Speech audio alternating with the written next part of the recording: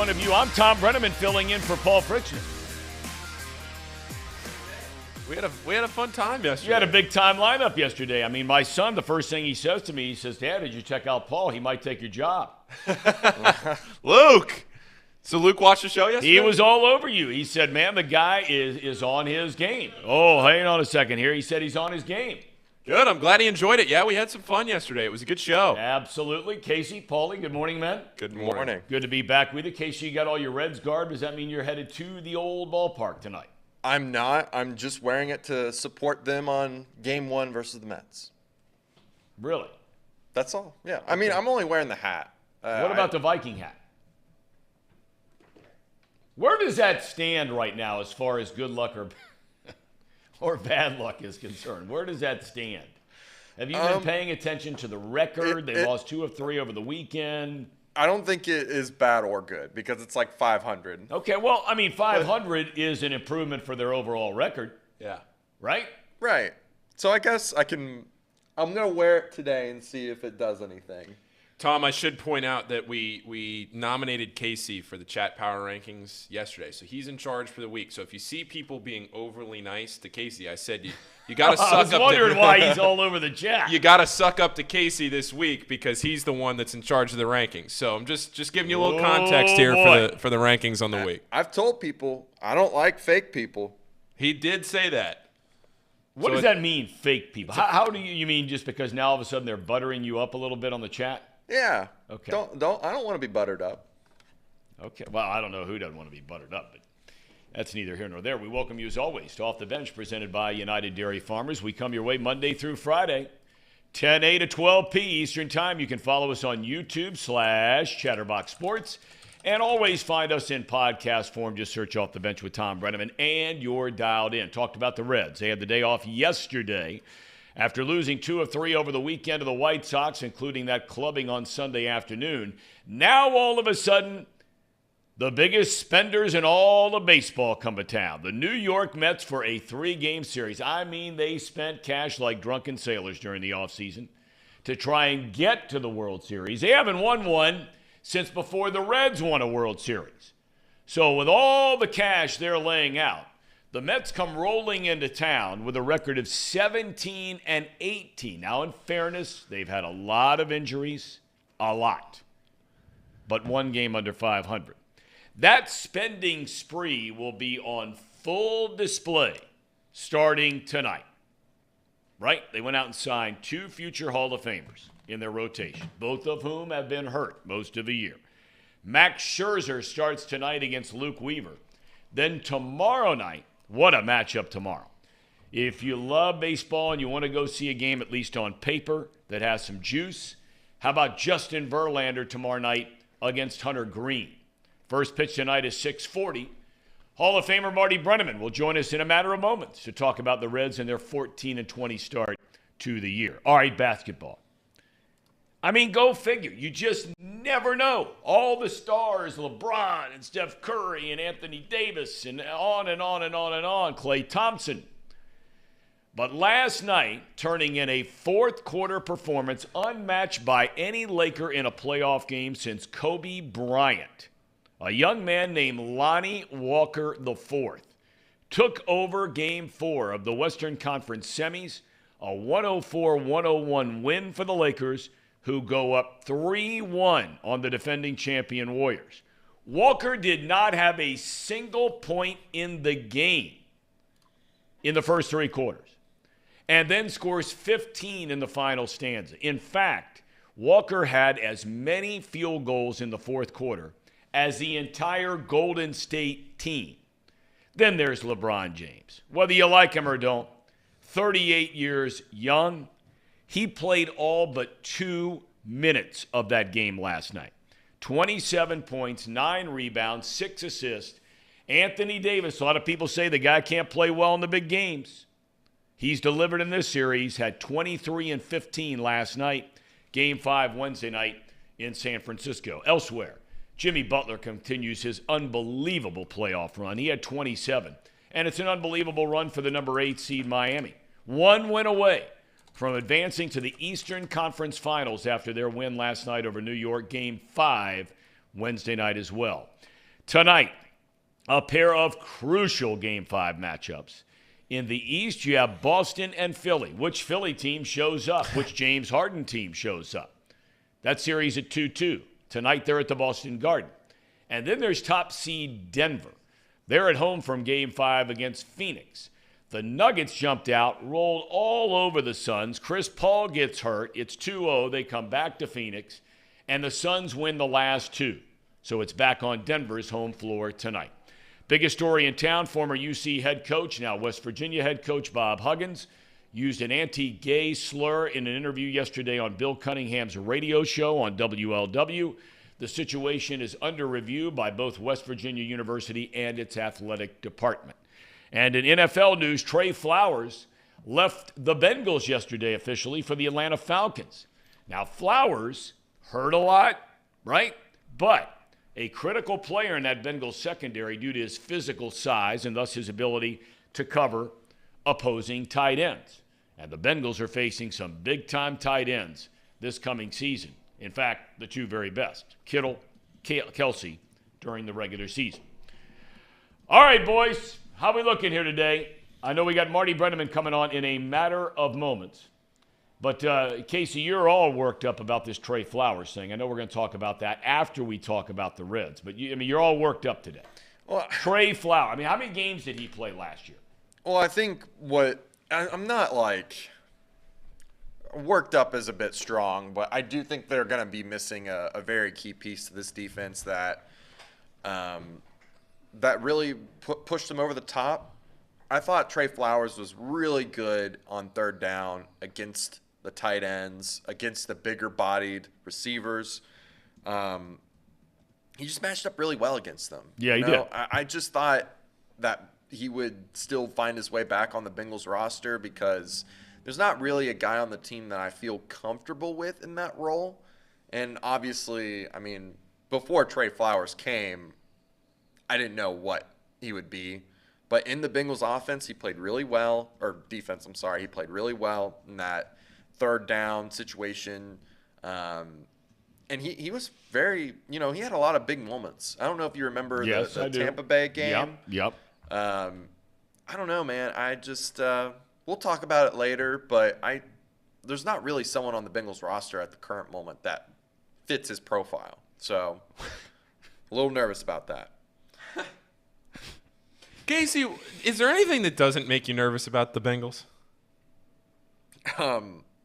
No. I think that I'm confident in my Bengals succeeding. I believe in the staff that they've got in place in order to get the best out of their players. It's just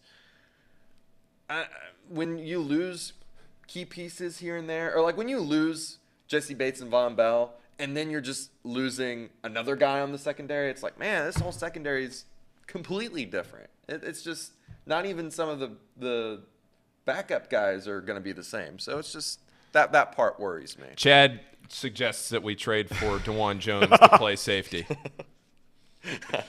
I was getting ready to say the same thing, and I think that if Chad is hoping by that comment – now, see, I think he should get some props for that comment. I do too. I really do. The initial reaction would be he's jabbing you and jabbing you hard, but that's playfully so. So he's got to jump right up to the top of the power rankings in my book. And I have no vote on this deal. He was, second last week? So, he's doing really well for himself. I'll put it like that. He's definitely a leader of the Nutcutter Nation. Ooh, NCN.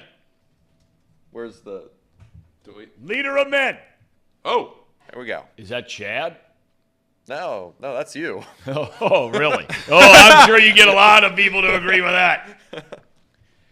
I got to tell you, my dad was with me last night. Look, I talk a lot about, high school sports and about Marymount lacrosse and my son playing there and that kind of thing. But, you go to games, and I want to bring in my dad here because he was there last night. And last night, Marymount played Elder in high school lacrosse. And Elder, superpower in just about every sport. They were a little later than, say, their brethren in the GCL, Moeller and St. X to the sport of lacrosse, but they have so many great athletes here at Elder. And, last night was an overtime game. Marymount won it in the final 10 seconds of overtime. But, Dad, I'm not trying to be, overly sentimental here or any of that kind of thing. But last night, sitting there, is everything that is right about high school sports. It was clean. It was competitive. Both teams played their tail off. Both coaches coached their tails off, all the coaches for both teams. High school sports are just still so amazing, aren't they? Well, they are. And I think we're blessed in this town, Tom, because high school sports are so big in this town, whether it be football, whether it be basketball.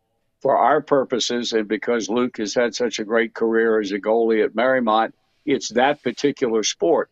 But I can say quite honestly that, I'll go to some high school football games in the fall. And I would have to say that in the short time, 4 years probably, that I've been a lacrosse fan because of Luke's involvement, that's the best lacrosse game I've ever seen. In terms of everything that you named, the game was cleanly played. It was just a great game. Elder had an 8-6 lead. And I think probably Elder would have been favored to win that game when they started around 7:30 last night. But when they got in front 8-6, and then when you think back on the way it ended with that goal with 11.1 seconds left in sudden death overtime to win 11-10, at that point, Marymount outscored them 5-2. And the defense was good on both sides. It was just an outstanding game. And you're right.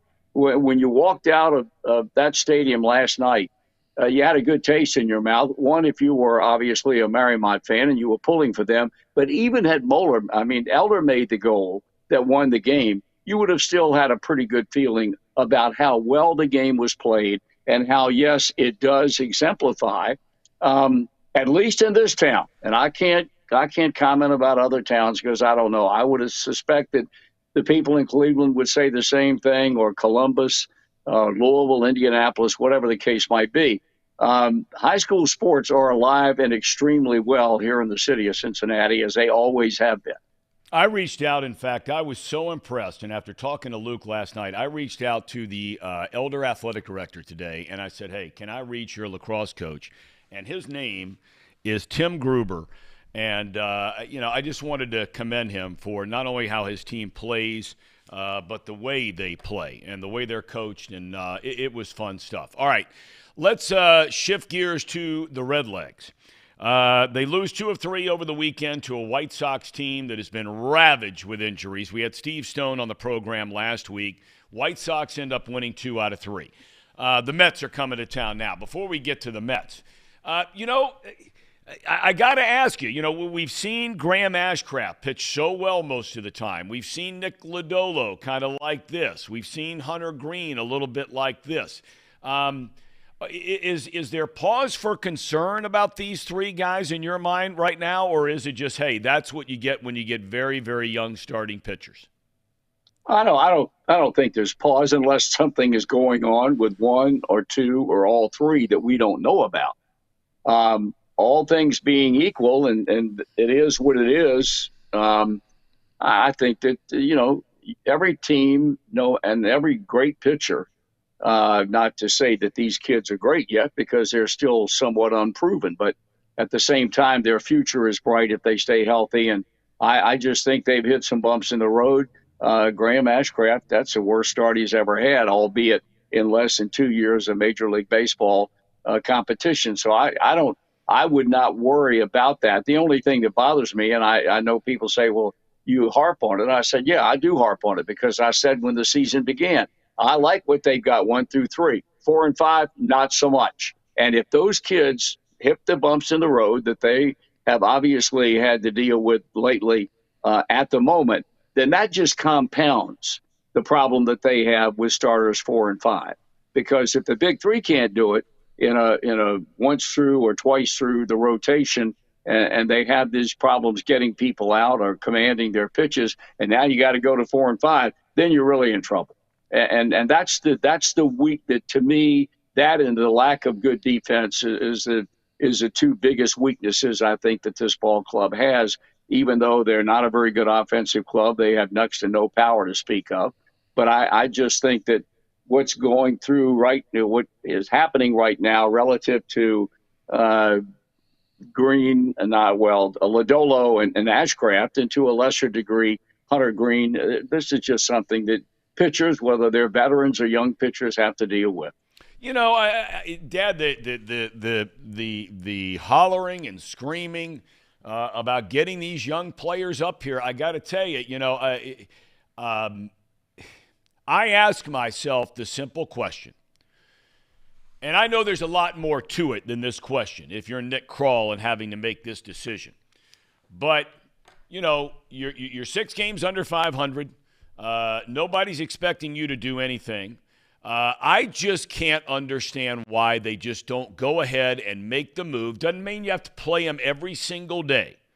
But especially with McLean and Encarnacion Strand, and you can make the argument for Abbott, not Cruz, not yet.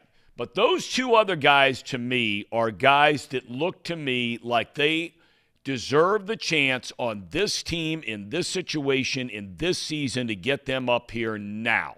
You agree or disagree? Well, I think you're going to see Abbott up here next week.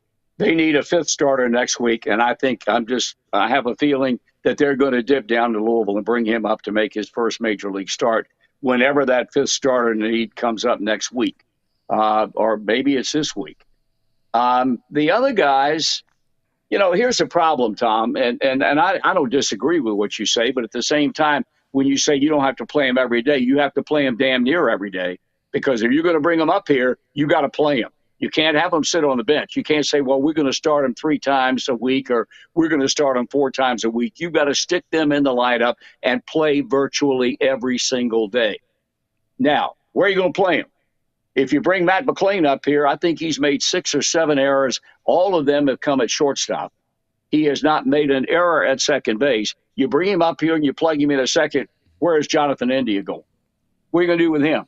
You going to put him in the outfield? He's never played the outfield before. I blame the Reds for this, because if this was even a passing thought in spring training, they should have put Jonathan India in some games in the outfield in spring training. No doubt about it. They did not do it. So that I don't want to hear that crap about, well, I don't know where he's never played the outfield before. Well, why in the hell didn't you put him out there in spring training? At third base, Encarnacion Strand has not been good defensively at all. So you're talking about bringing a kid up here with a team that's already a very poor defensive team and plugging him into third base. If you're going to bring him up here, you got to stick him at first base. They say he's made some improvement playing there. So there are other factors that enter into this. Why don't you get him up here right now? You got to find a place for him to play. You got to commit to the fact that you're going to play him every day. And then you got to figure out what you're going to do with the people that they're going to replace at a given position. Well, some people will jump in and say, well, why not move Indy to third? That's where you drafted him. Look, Steer is a guy who a lot of people are still high on. And the one thing you can say about Steer is a lot of people were wondering if he was a very good defender down at third. I think he has proven as this regular season has gone on that he has gotten better and better and better and better at third base. I can't touch him right now because he's still such a young guy. I got to leave him there, right? Yeah, but then that means you got to move Encarnacion Strand to first, though. Right. That's all well and good right now. But what happens when Votto is ready to come up here and play? Well, you got a problem. Well, they do have a problem, but I would rather have a problem with too many good players, and we don't know what they're going to do. I mean, look, the St. Louis Cardinals were thinking the same thing, and it's why I've always bought into the whole Bob Brenly thing, and you and I have talked about this before.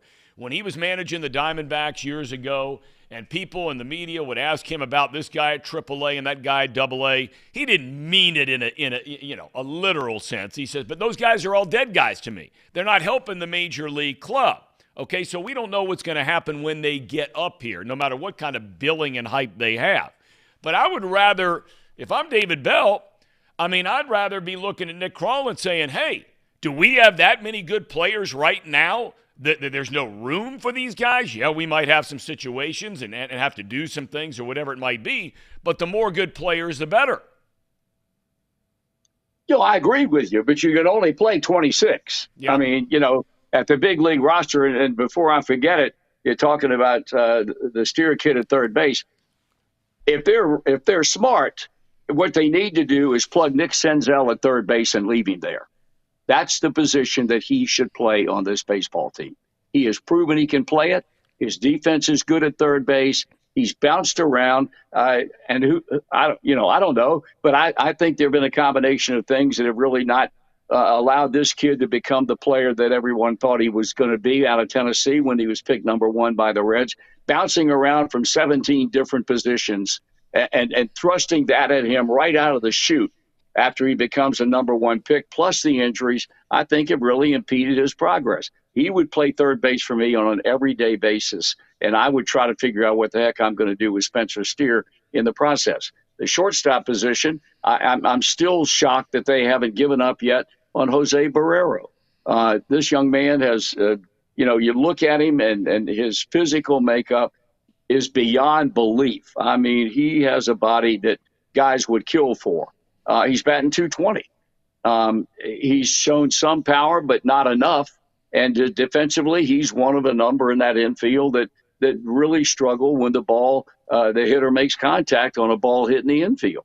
Sooner or later, they're going to have to fish and cut bait in terms of what they're going to do with this kid and what his future is. But, you have a lot of players, and that's all well and good. But we know what the blueprint has been for teams like the Minnesota Twins and to a lesser degree the Tampa Bay Rays. You develop so much talent that eventually, if you have a position that's a glaring weakness, you trade some of this young talent to get a veteran player who can plug that hole. That may be the case with some of these guys down the road, but I'd rather have too many good players than not enough, and potentially they've got a lot of good players. Potentially, I said. I want to shift gears to the Mets. They come in town to start a series tonight, and I made the comment in the monologue. Everybody knows. I mean, their new owner, goes out and decides we're going to spend whatever we got to spend, and it doesn't matter. We're all in to try and win the World Series. If you're a fan of the Mets, I mean, how are you not all in on that kind of thinking, right? And these next 2 nights, a lot of that spending is front and center, right on display. With Scherzer tonight, Justin Verlander tomorrow night. Both have already dealt with injuries. They're older guys, obviously, but they have a lot left in the tank. At the end of the day, though, Dad, they're 17 and 18, and they've had a lot of injuries. The pressure has to be building a little bit on Buck Showalter to start to win. Now, look, I know you're only 35 games into the year, but 17 and 18, I don't care what kind of injuries you have, that can't cut it. No, you can't cut it, but you're also treading water. I mean, you're essentially a 500 baseball team, having weathered all this, or trying to weather the storms that you have talked about, most notably the injury factor and not having all of your people essentially healthy. I'm sure the Met fans are losing their minds over the fact that they are 1 under 500 at this stage, but they do have 127 games left to play. So I would not be overly concerned about this team. I think once it gets healthy, who was it that said Casey Stengel or somebody, look at his baseball card. You see what these guys have done when they've been healthy in their careers with other ball clubs or with the Mets, whatever the case might be. I would not be upset if they were where they are right now come All-Star break time. Then I would be a little bit concerned about it. But I don't think not even yet in the middle of May to be overly concerned about the fact that they've not gotten off to the kind of start that everybody anticipated they would. You know how fans are, and they're no different anywhere. They think that with all the money that Steve Cohen spent, I think their payroll's over $300 million right now. They should be undefeated right now. They ought to be 35-0. And that's the unrealistic approach that fans have. So to me, I would not be concerned about the Mets. I think they're in a very competitive division with teams like Atlanta and Philadelphia, people like that. And so I would not be at all nervous about where they are after 35 games. Not a bit. Now, if they come in here and lay an egg with the guys that they've got pitching in this series, you have a right to be a little bit concerned, because if they're as good as they're supposed to be, then let's face facts. They've got to beat teams like Cincinnati and Miami and teams like that. But we'll see how things play out when they begin that series tonight. You know, you look at Verlander and Scherzer both. I mean, both are going to the Hall of Fame. There's no doubt about that. And really, Dad, I think we're getting a chance for Reds fans who might want to go down there. It's the only time these guys are coming into town this season, and they're thinking about going down there. You're really looking at two guys who are truly the last two, unless I'm forgetting somebody out there, and there probably is somebody out there. But for my money, they're the last two of the throwback generation of pitchers who, when you hand them the ball for the first pitch of the game, you're going to have to fight them, unless they're just having an off night and they give up 6 in the first 2 innings. But you're going to have to fight them in a 3-2, 2-1, 4-3 game in the 8th to get them out of the game. Thom, I'll always remember a game when the Tigers were in Cincinnati, I don't know, in 17 or 18 or whatever it was, and Verlander started against the Reds, and he had pitched an outstanding game, and he got into trouble in the 8th inning, and it was a close game, a couple of guys on base with 1 out or nobody out, and whoever was managing the Tigers called time and started toward the mound, and before he got to the third base foul line, and we could read his lips, Verlander's lips, as the manager approached him out. He said to him, "Stay right where you are. There's no effing way I'm coming out of this game." And the manager turned around and went back to the dugout. How many pitchers do you have that adopt that type of philosophy today? Damn few. I'm a big fan of Justin Verlander. I'm a big fan of those guys that approach a game like, the chance of me pitching 9 innings are not good, but my goal every time I take the ball is to go out there and pitch 9 innings. Yeah, the kid down in Miami, a lot of people think is that way, and he's very, very young. I mean, and some people. Alcantara. Yeah, and they've thrown out names like Greinke and Kershaw. I don't know if I would throw Greinke and Kershaw in that category with Verlander. I mean, Kershaw is going to the Hall of Fame. Greinke, he's going to be one of those borderline guys. But I never looked at either one of them as a guy like Verlander or Scherzer, especially when you get in the postseason. No, absolutely not. I agree with you 100%. And I agree with you. Kershaw will be in the Hall of Fame. Greinke, I don't think Greinke would be even considered in the same class with Kershaw, other than the fact that he's been around for 1,000,000 years. I have nothing with me now that would answer the question. I don't think Greinke's had that many complete games in the major leagues. So I would even put him in that category. He makes a Hall of Fame based on longevity and certainly outstanding years with certain ball clubs that he's pitched with. When I think of Greinke, first thing I think that comes to mind is hired gun.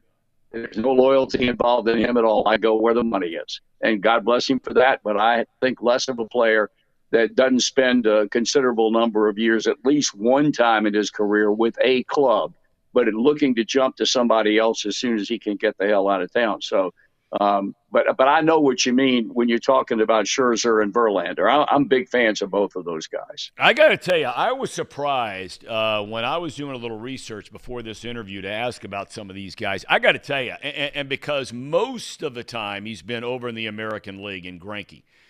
I tell you what, you look at his career numbers, I am just blown away.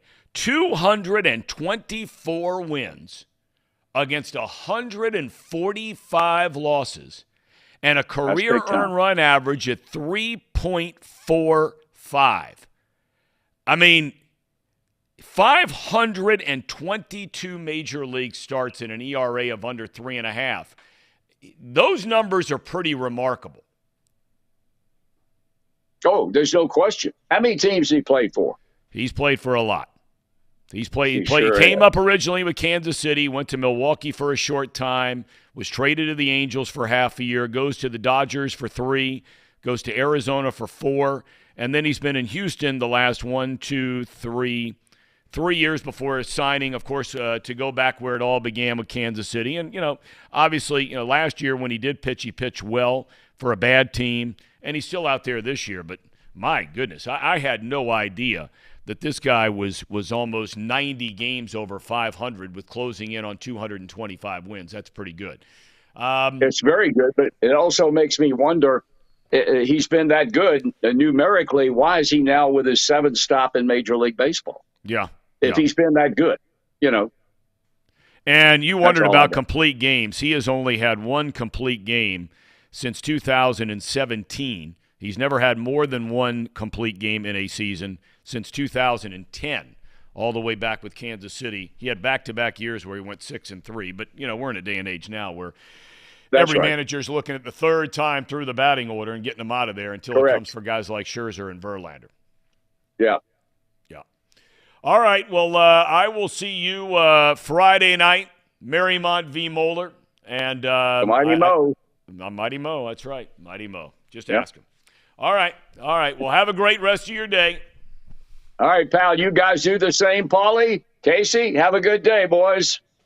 Hey, Dad. By the way, how do you think Casey looks in that Viking helmet? A little bit short. A little bit short. I'm not a big fan of that helmet, but I know obviously, Casey, there's a certain connection there. There's a bonding issue going on between that Halloween hat and the person. So, Casey, God bless you. If you feel more comfortable and confident in your life right now with that thing on, wear it to bed tonight, big boy. I feel more confident that the Reds will win if I wear it. I think that there's some connection. Your microphone's not on. Me wearing this helmet. Marty, we gotta give Casey some credit, Marty, because he has really come on strong here to the Reds, and he comes in here every day, either in a Reds shirt or Reds hat or something, and he's talking about the rotation. He has picked up the game of baseball quickly here in the last 3 weeks, so it's good on Casey. Well, you know what? God bless him for that. If he's become a fan of baseball, I have no argument whatsoever. And I hope that when the day comes and he exchanges marital vows with that lovely and lucky young woman that he's going to marry, that he has that thing on his head. We're still working on that one. Okay. All right, Dad. Have a great rest of your day. All right, guys. You too. Thanks. All right. Thank you. All right, Ham and Eggers, you guys take it away. We got lots to talk about when we come back. I wanted to ask my dad before he got out of here, doggone it, about there was a good question in the chat about the next winner of the Ford Frick Award. My dad gets to vote on that. You could still ask him. Dad, real quick, before I let you go, someone had asked, and I don't even know if this is a fair question for me to ask you, not knowing who might be up, or is he still there? I don't know if he's. He might have just dropped. Oh, wait. He's coming. Hold on. Might have been getting a phone call or something. He must have. Popular guy. Very popular guy. There I am. All right, let me ask you a quick question. I don't know if this is fair or not because you may not know who is on the who's going to be on the ballot for next year. And it rotates about modern-day guys and old-time guys and TV guys and network guys and local guys, all this kind of thing. Who is not in the Baseball Hall of Fame as a broadcaster that is still on that Ford Frick list to be voted upon that you think should be in there? Well, that's a hard question to answer, Tom, because they do have it's done on a rotation basis, and it's so involved. It's almost hard to keep up with. You have current guys or the modern era quote. Then you have pre-55, and then you have the pioneers of Major League Baseball broadcasting, guys that, you go all the way back to shortly after baseball was first entered into on a play-by-play basis on the radio. And as you mentioned, I'm on all the living Ford Frick winners, along with people like Bob Costas and Kurt Smith and people like that comprise the list or the committee or whatever you want to call them. And we go through a process where we have conference calls and baseball helps us, the Hall helps us by giving us a list of guys who would qualify for that particular year in whatever era we're talking about. And then we go over that list and we pick in our own minds who would stand out more so than others and compile a smaller list from the major list. Then we get together and talk about it, and we throw out comments, and we accept comments in support of somebody else. And then we go back and we vote. We pick 10.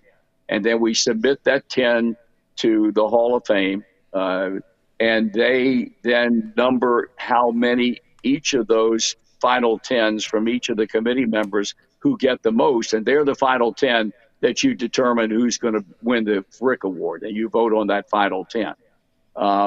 So I don't, it's a very involved thing that I think they have to address, and they have to figure out a more sensible approach to this thing. And I agree. I've said all along, even when I went in 2000, and I politicked about, let's not forget those guys in the past, because they're the reason why we are here today. Guys like Franz Laux, that nobody had ever heard of, was a great Cardinal broadcaster. I think he's in now because they put some emphasis once every 3 years on the guys that, paved the way for all of us to do what we did for a living. But I don't, quite honestly, at this stage, I don't even know what era we're going to be dealing with come 2024. Pat Hughes is going in. So this vote we took last year for this year had to do with guys that are in the modern era, so to speak. All right, didn't mean to throw you off guard a little bit there. I know that was a late addition, so thanks again for sticking with us and calling us right back. All right, love you. Have a good day. Yes, sir.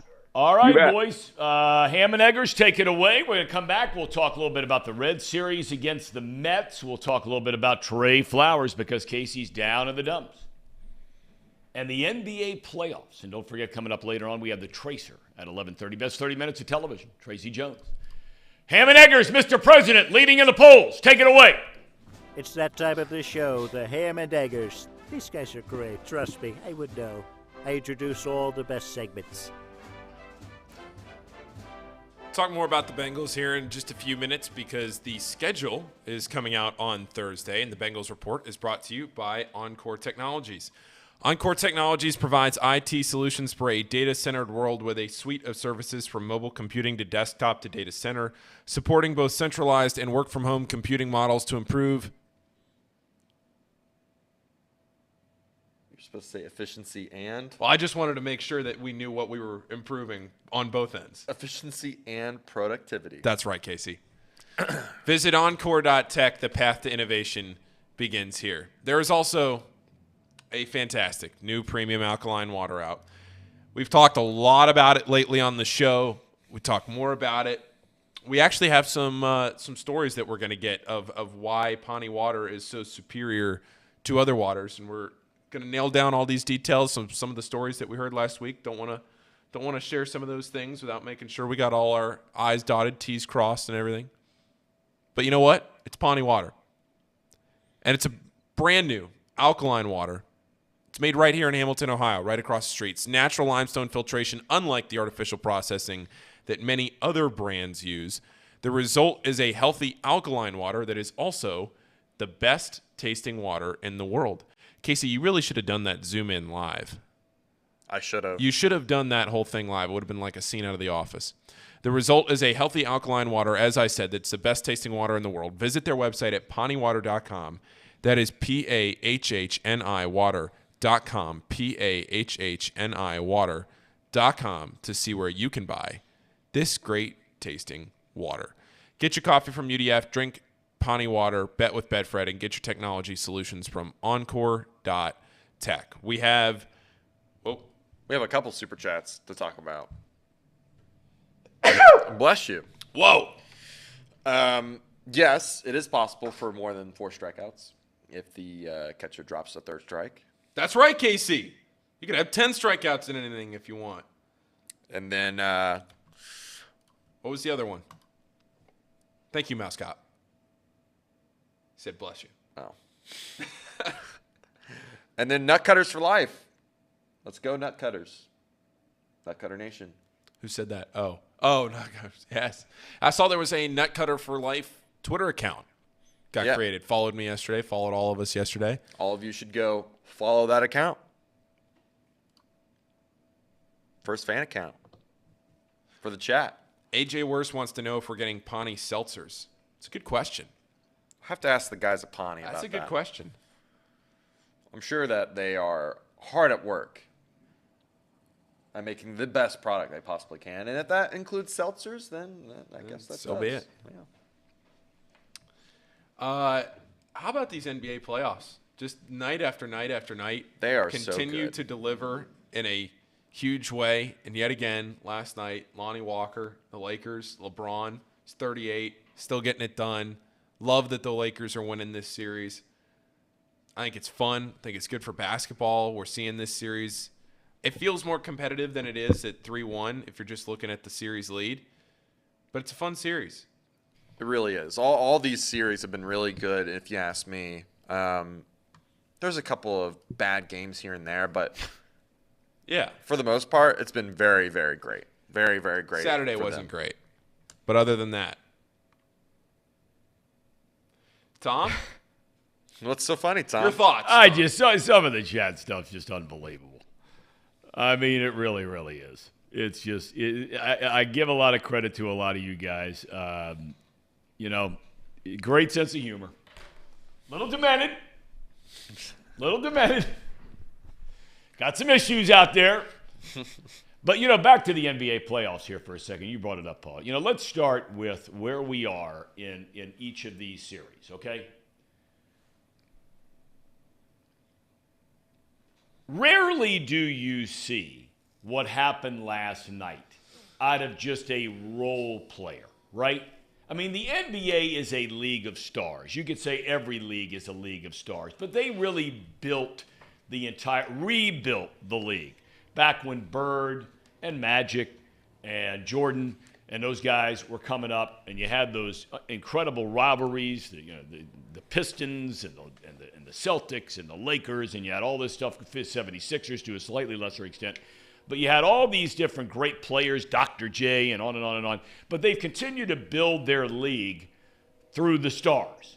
And now they've got a set of stars, by and large. I may take a couple out that, the Ja Morants of the world. But I mean, when you look at that series, and we talked about it when the playoffs started, the series you wanted to see was the Lakers against the Warriors. You wanted to see another round of LeBron against Curry.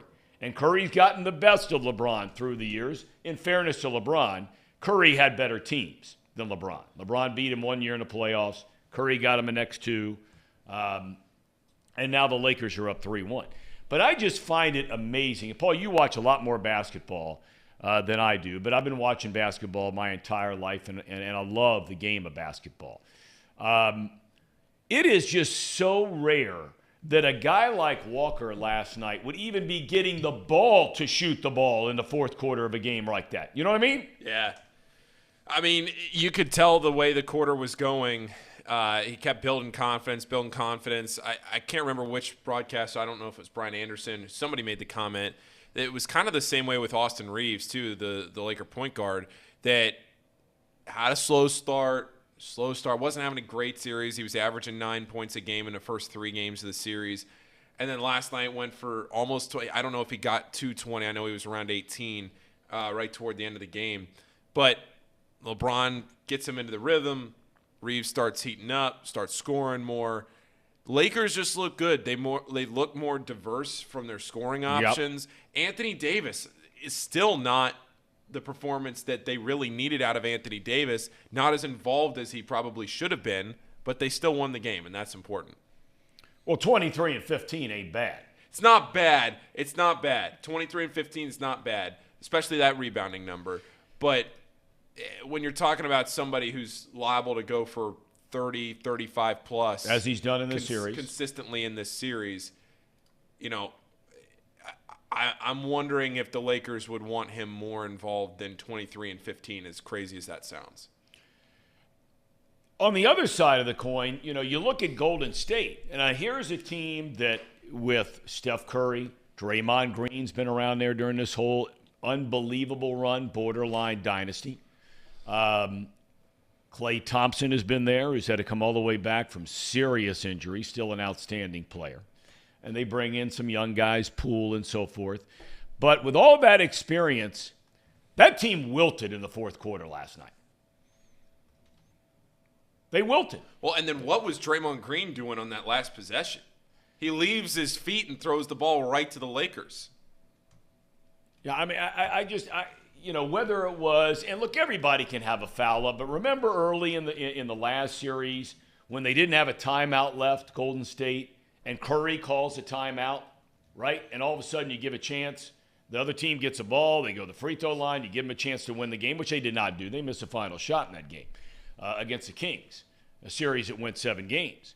But, they just – the Lakers really look good. We're going to give the props where they deserve to go. The Lakers have looked good. Yeah, I mean, I was just about to say that, in my opinion, this was a night where the Warriors were already off. I mean, they were 29% in three-point shooting, and then the Lakers didn't miss a free throw. 20 for 20 is impressive. That's amazing. That's impressive. Yep. Which made the difference. I mean, the game was only decided by 3 points. So, I mean, I would go as far as to say that I understand where you're coming from, that the Lakers won the game and that you should give them props, but I almost feel like it was actually the Warriors that just lost it. I mean, one extra 3 and then they're tying the ball game, right? So, as much as I think that they deserve the win and that we should give them kudos, I do think that it's like a two things can be true scenario. Yeah. I mean, they only scored Golden State. They only had 6 field goals in the entire fourth quarter. And this was a team we've seen in games this year where they've scored 40 points in a quarter. I mean, 6 field goals. So then there's Miami. I got to tell you, Nutcutter Nation, there are only certain guys that enter the Nutcutter Nation starting lineup.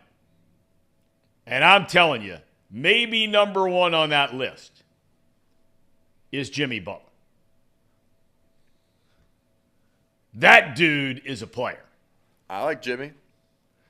I also like Bam. I've actually bet on Bam a lot over the betting NBA season. I don't know if people can remember. I kind of went on a little stint there for a while where I was just betting on the PRA.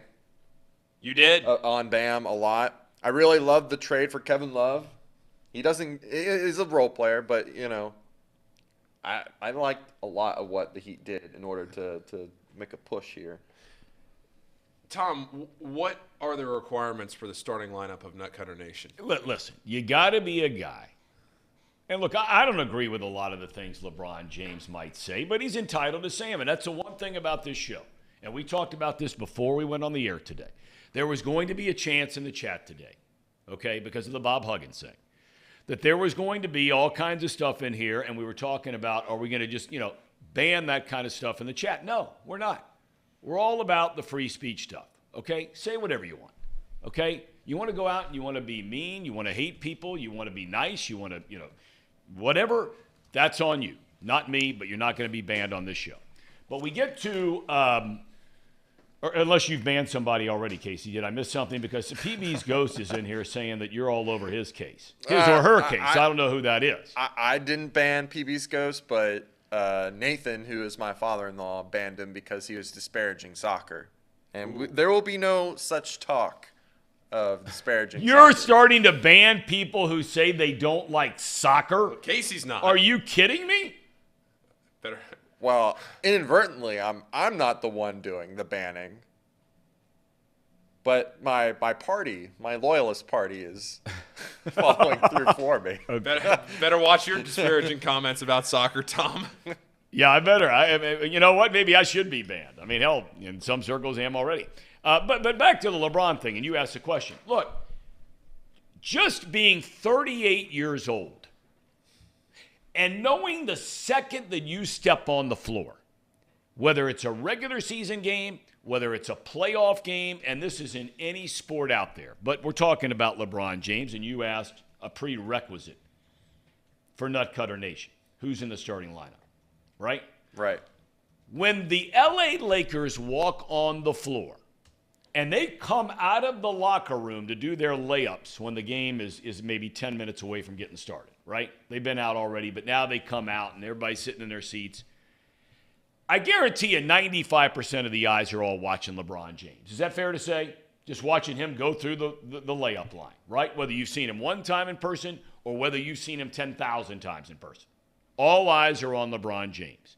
He's 38 years old. He is in incredible physical condition. Unbelievable physical specimen. The expectations for this guy every night are through the roof. And to have to live up to that every single night, and to go out there last night and only sit down 2 minutes in the entire game where your team is playing the defending champions and you have a chance to go up 3-1 in the series. He might miss shots. He might turn it over. He might do whatever. But at the end of the day, he is there laying it on the line and delivering the goods. There are a lot of guys playing hard, but they don't have the expectations that people have for LeBron James. There is that weight on his shoulder every night, and he carries it like Hercules. Jimmy Butler is the same thing for the Miami Heat. He walks on the floor. All eyes are on him. Everybody on the Celtics know when it matters, this guy is a guy who's getting the ball. He's the guy. Now, whether he elects to shoot it, shoots it and misses it, shoots it and makes it, wants to pass it off, whatever. And they step up when it matters the most. Does that mean you're going to win every single time? Because some people will point to LeBron and say, well, look how many championship series he's lost. Okay.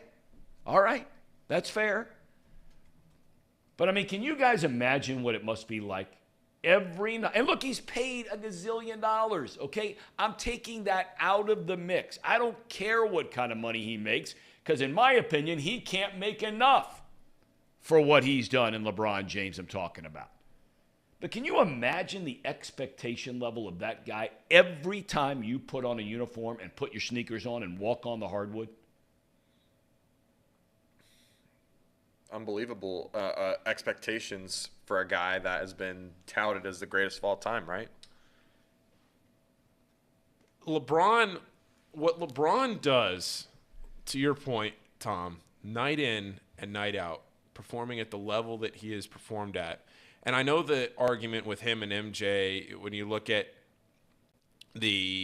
somebody posted the double-digit scoring record for LeBron the other night, that he has scored double digits. He has scored in double figures in more consecutive games than Michael Jordan ever even played in. Wow. There's some truth to just the fact that he's got longevity, and he played, Michael Jordan played in college, and LeBron came right out of high school. There are a lot of mitigating factors there, but LeBron has been hurt, and he's missed some time now as he's gotten older. But we're talking about somebody that for the vast, vast majority of his career never missed extended time, was in the lineup every night.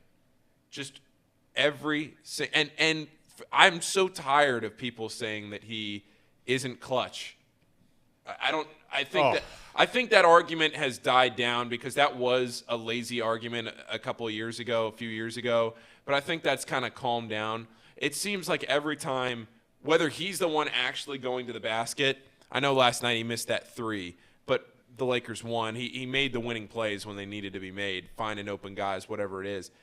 LeBron just knows how to go out there and win. He's never been in a controversy as far as like a criminal controversy. That's right. I know he has stepped into the political world where people would hope that he would not step into, and I understand that.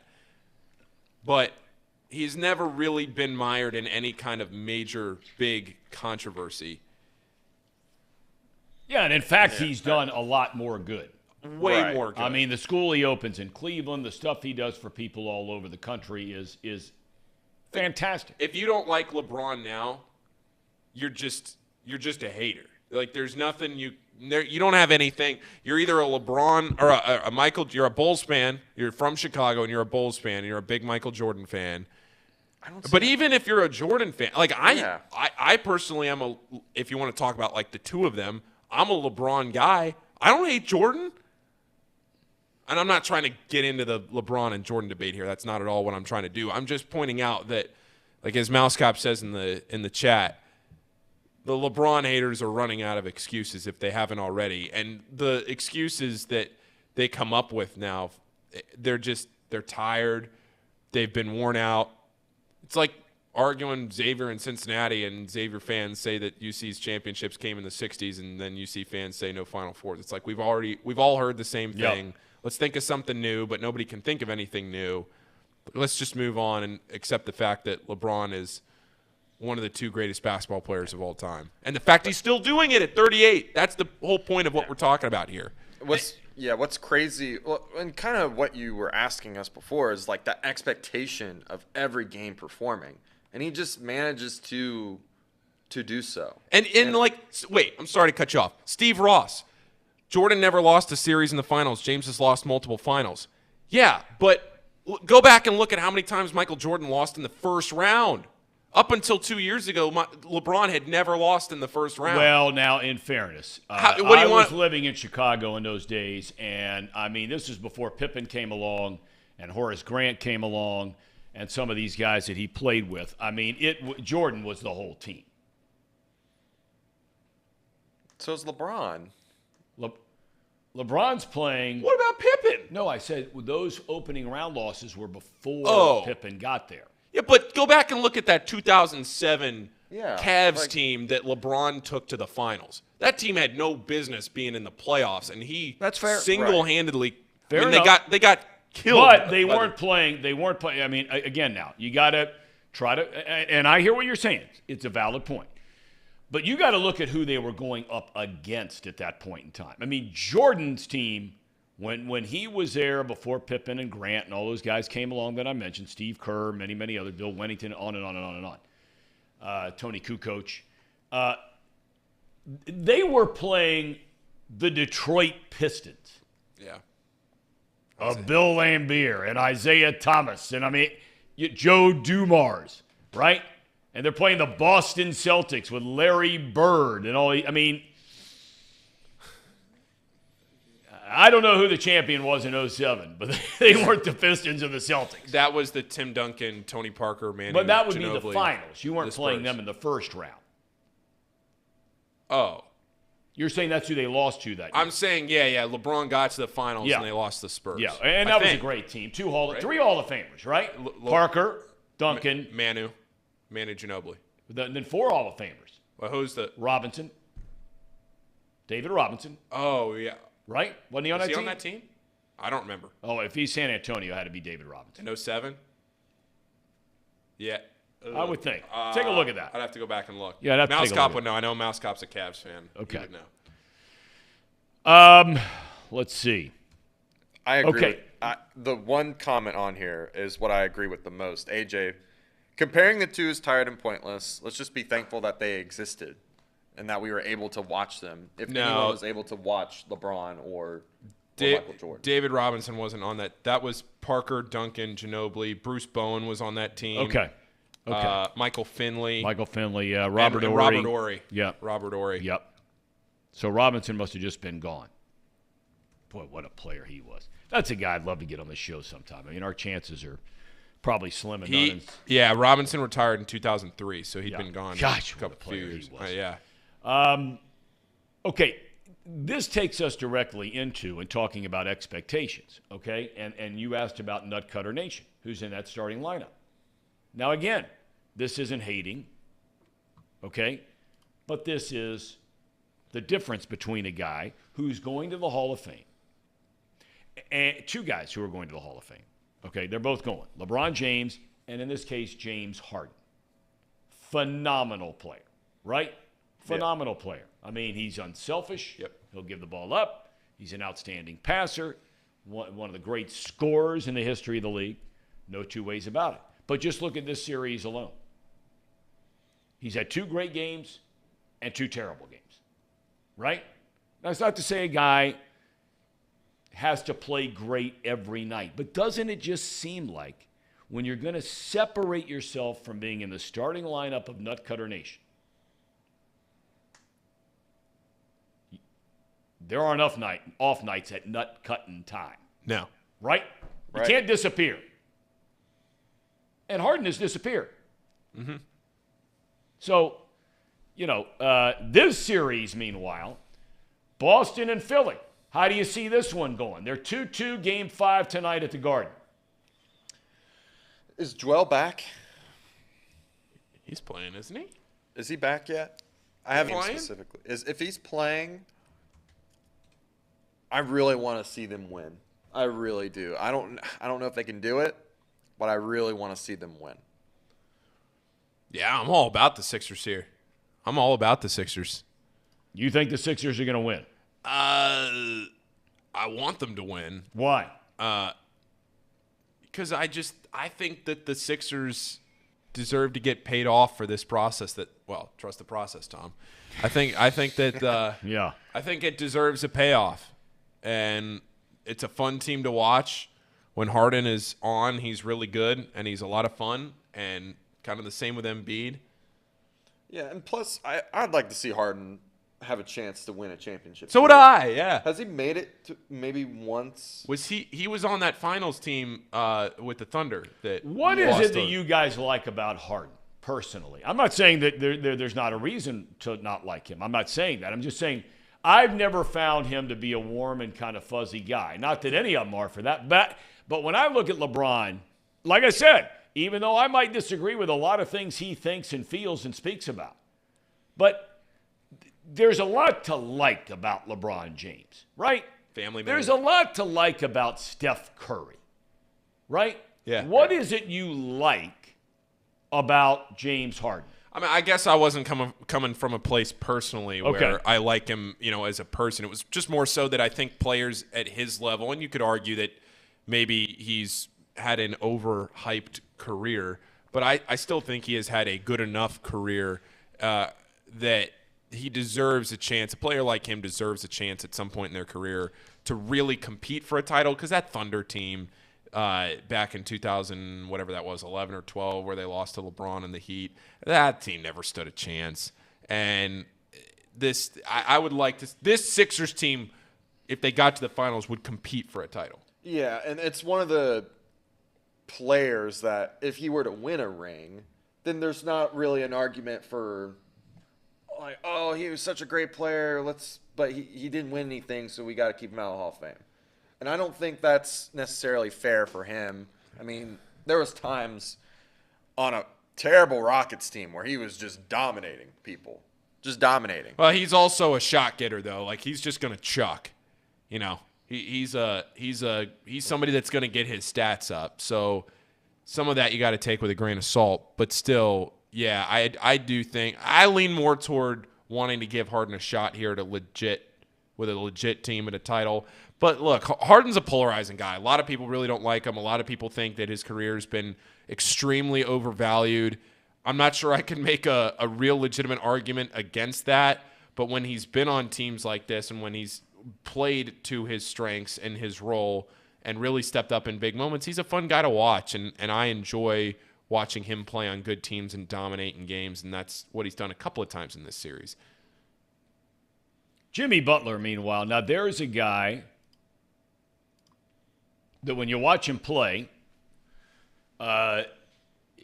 we've said it. I mean, it's all out there, man. And many, his story's been told a lot. And there's a reason, I think, to like Jimmy Butler.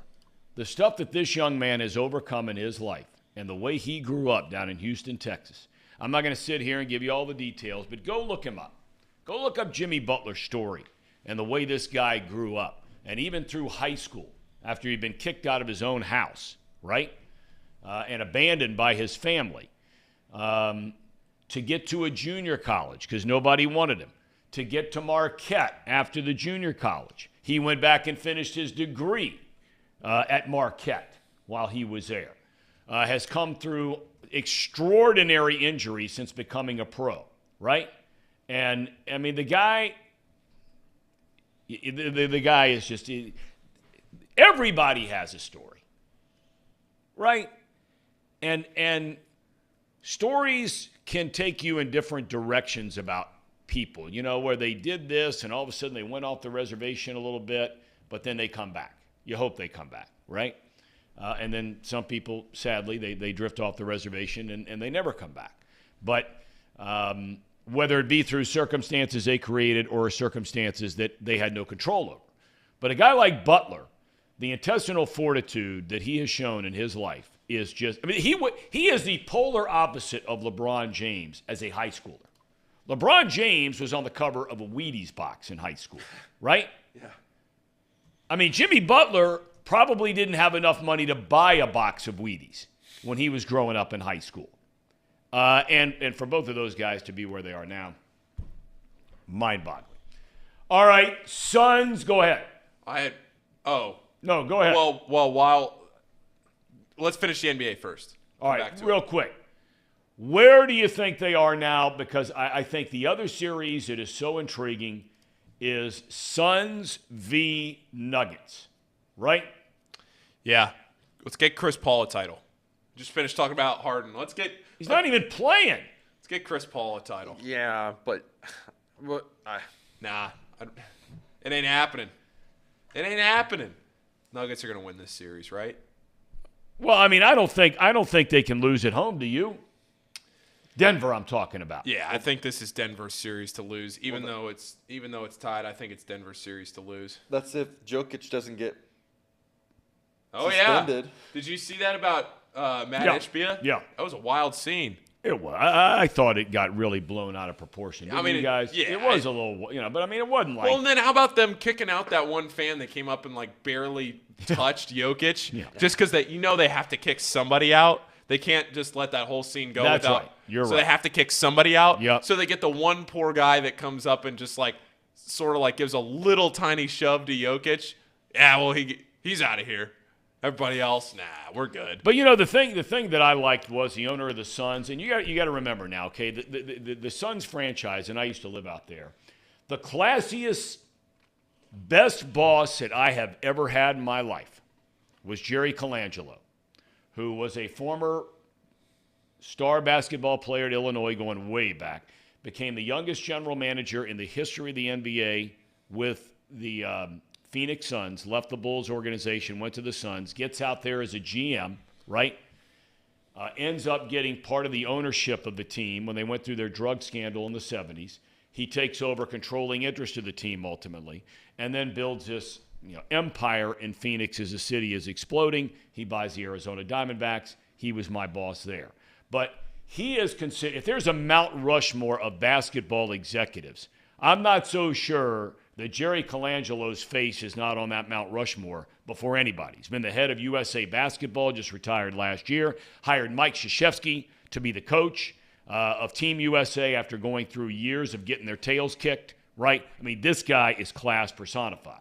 When he owned the Suns, he used to sit about 5 or 7 rows behind their bench. You wouldn't even know he's there. Then Robert Sarver comes in, buys a team. He is sitting right at midcourt on those courtside seats. He's standing up, yelling and screaming, which he's entitled to do. He owns a team. He can be a fan. But really rubbed people the wrong way. I mean, I remember I was at a playoff game, and he's yelling stuff at Tim Duncan. I mean, come on. Who's yelling at Tim Duncan, right? He never bothered anybody. So Sarver rubbed people the wrong way. They run him out for multiple reasons. None good. And then this guy takes over.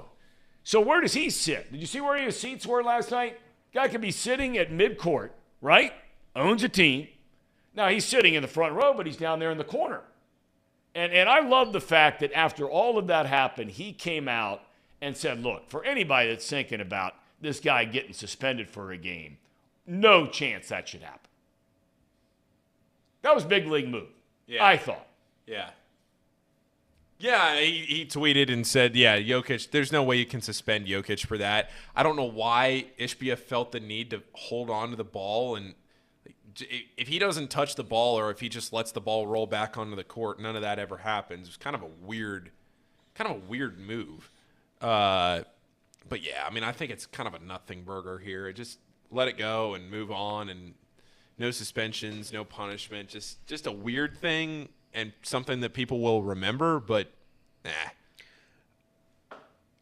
Casey, did you just have something to add there? Casey's got something he's stewing on. So I'm really torn. I'm really torn right now. This is completely off topic, but it just shocked me. It's an open forum here. All speech, welcome. Chad Waits says, as a Goshen, Ohio alum, I'd like to bet that we can have a bigger fire and drink more beer than Moeller alumni. Well, Chad, there's a big problem here. As a Blanchester alum, we don't like Goshen. Oh, no. Uh-oh. Are you telling me that Chad is down on the power rankings? He was really high up there. Oh, no. I didn't know you were a boy. Goshen alum. Oh, no. Oh, come on. Goshen's a great place. Come on. Don't compromise on your morals, Casey. That hurts. Wow. Is that going to be taken into effect? Taken into account, I mean? It is. Wow. You shouldn't have said it. Oh. I mean, look, Richard from Indian Hill, nice to have him back today. He jumps in and says, as a Moeller alum, I'd like to bet a 6-pack of Wiedemann on the Marymount v. Moeller lacrosse game this Friday. Well, look, Moeller is a huge favorite in that game. Huge. Big Division I superpower, David versus Goliath? Well, I mean, I don't know about David versus Goliath, but you're talking about, yes. I mean, they have more boys in one graduating class, and that's what you use to determine what division you're going to in. And unlike football, lacrosse only has 2. But I think Moeller has as many, because it's all-boys school, I think they have as many boys in their senior graduating class this year as Marymount has in the entire school.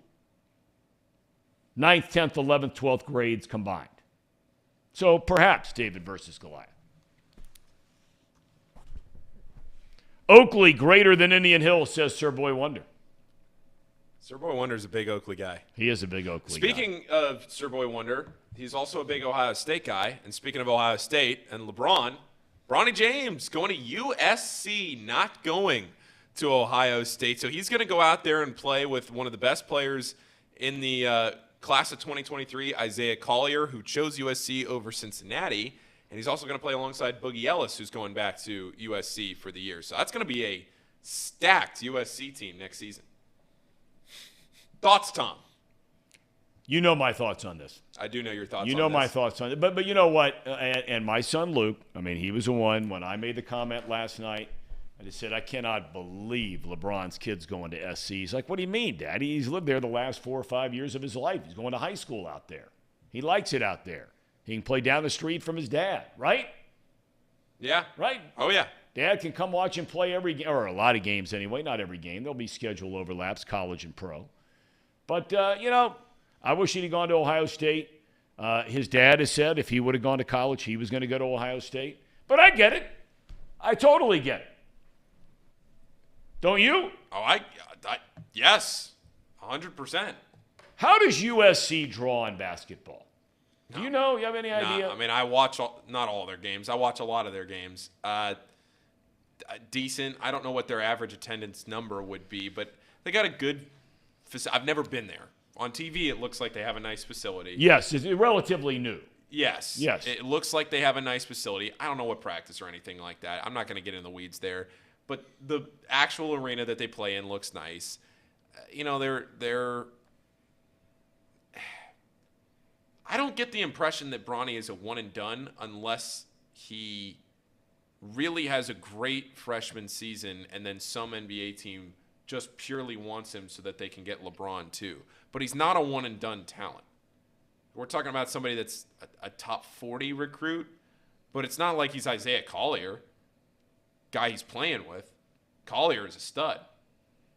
Bronny could be, but he's not at that point yet. Well, good for him. The bottom line is he's going to have a chance to play college basketball on somebody else's nickel, and so good for him. What is all of this stuff? What? On the chat about people getting banned. Well, Casey, what in the world is going on? I mean, seriously, what's going on? Casey threw Chad in timeout for talking trash about Blanchester. He'll be back.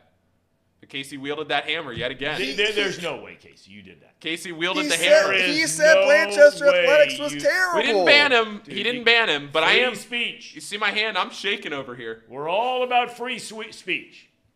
Those in the center, those on the right, those on the left. We're all in open forum here. If he wants to badmouth Blanchester, he can badmouth Blanchester without fear of being banned. Casey, I thought you were on board with this.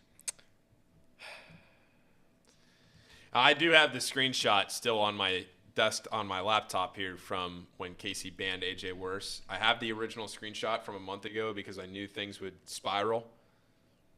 So that piece of Chatterbox history does reside on my desktop. I can't post screenshots in the YouTube chat, but it's there. Okay. People know. All right, we have Tracy Jones coming up in 10-ish minutes. Yep.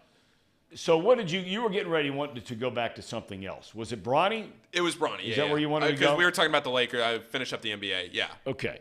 Want to get back real quick to one of the stories we talked about early on here, and that being Trey Flowers.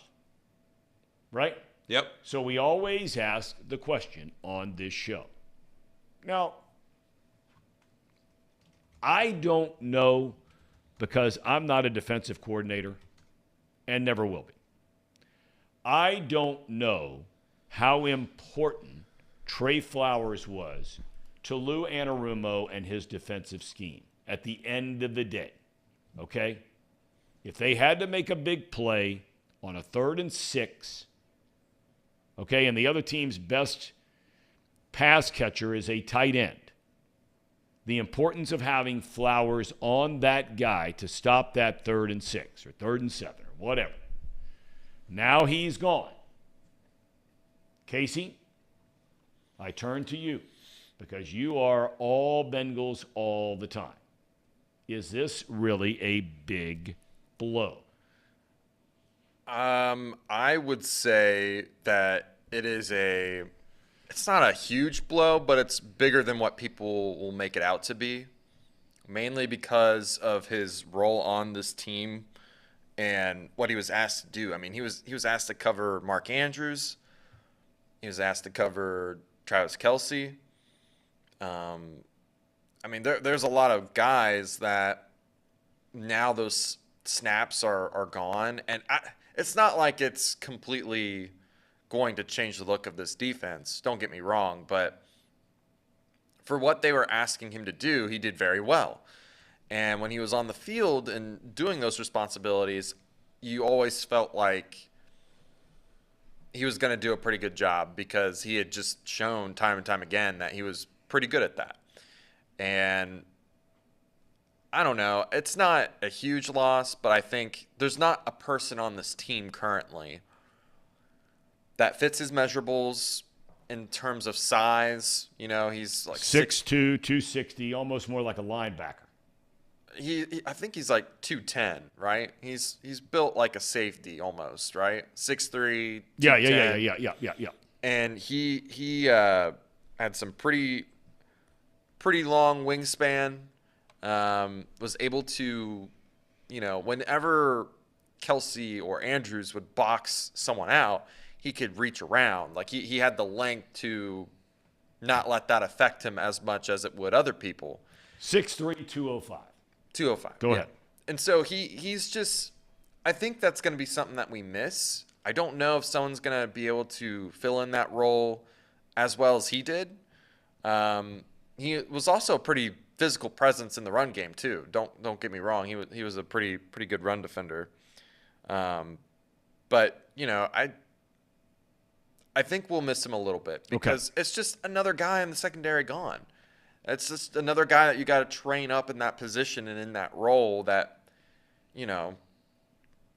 otherwise you wouldn't have to if you just kept him. So that's where I stand on it. It's not like it's a terrible loss, but I do think that they're going to miss him. Okay, 2019 was his best year. He started as a rookie with Seattle in 18. His best year was 19. 2-year starter, then got hurt, started 7 out of 12 in 20. Comes to the Bengals after starting the year in Seattle. Played well, 11 games, 1 start. Then last year played in 15 games, had 27 total tackles. So he's not on the field a lot. He had 1 fumble recovery, and he had 1 pick. I would like to think size being key here, though, like you talk about. He is an extraordinarily, physical, big guy, and that's what Seattle liked for a long time from their corners, Richard Sherman, etc. We'll see how much he's missed. We will find out. But it still gets back to the question about, are the Bengals better today than they were last year? Schedule is coming out Thursday night. We're going to talk a lot about this tomorrow, or Thursday, rather. And ask the question, want to hear from everybody in the chat. I know you guys talked about it. I think you said a little bit yesterday, or no? Did you talk about this a little bit yesterday? About the schedule and the season opener, who you want it to be? Well, you know what we did was I had everybody give their top 3 games that they are looking forward to this coming season, no matter when they happen, just the 3 games that we know that are, because we know the opponents, just don't know when they're going to happen. What 3 games, regardless of time and date, are we most looking forward to? I said Chiefs number 3, Bills number 2, and then whichever Ravens game is the primetime game, number 1. Cheated a little bit, but I like Bengals v. Ravens on Sunday night season opener. Ooh. Reed made a good point that he said what did Reed say? He said, the Reds are in town that weekend. Maybe Yeah, well, I mean, if it ends up being a home game, maybe you see a primetime game. Yeah, I mean, they've had deals down there where 1 o'clock Reds game, 8 o'clock Bengals game on a Sunday night. That's what I want to see. I know some people want to see the Bills, maybe even on the Monday night, right? They do a doubleheader that first weekend. ESPN, I think, does on that Monday night. Some want to see the Chiefs open the year in Kansas City. I'm not a big fan of that. With all the changes in the secondary and that kind of thing. For week 1, rather see that game maybe with home field advantage on the line in December. But we're going to talk more about this. OJ's 94 Bronco, he keeps talking up the Rams. He really thinks the Rams are going 9-8. He does. And there are a lot of people that think the Rams are going to bounce back this year. I mean, I predict a bounce back, but I don't. 9-8's a good number for them. Okay. 9-8's a good number for them, but I just don't know if one of those wins is going to be against the Bengals. Okay. We'll see, though. We'll see. All right, Ham and Eggers, take it away one more time. We got Tracy Jones right around the corner. You're watching Off the Bench, presented by United Dairy Farmers. Ham and Eggers, leaders of men. It's that time of the show, the Ham and Eggers. These guys are great. Trust me, I would know. I introduce all the best segments. So, Chad brings up the King of the Road game. That's the Goshen versus Blanchester football game. Okay, so I am obviously extremely unfamiliar with the Ohio high school landscape of Blanchester and Goshen. So can you just kind of fill me in here?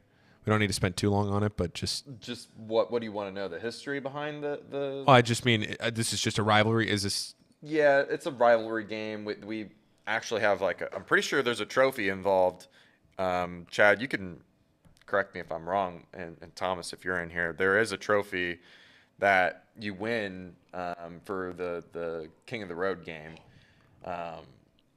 They're probably the closest school to Blanchester. They're like 10, 15 minutes away. Okay. We play them every year. You are taking a lot of heat in this chat right now. I am. Your chat power rankings are going to be the most controversial power rankings we've had yet. They will. So we have you this week. Then it'll be, I guess, Reed back next week. Then maybe we rotate back to a rotation. I don't know how we do that, but so that's that on Goshen. Yeah, the real Spirit Cat kind of has got it pinned down. Hillbillies versus hillbillies. Yeah. So, anyways, thank you, Chad. Thank you for forgiving me. I just have a lot of pride for my Blanchester hometown. Fair. I'm sure Reed would be banning people left and right. We talk bad about his Baden Rams. I think Reed would be banning people left and right if they talk badly about his Ross Rams. Probably.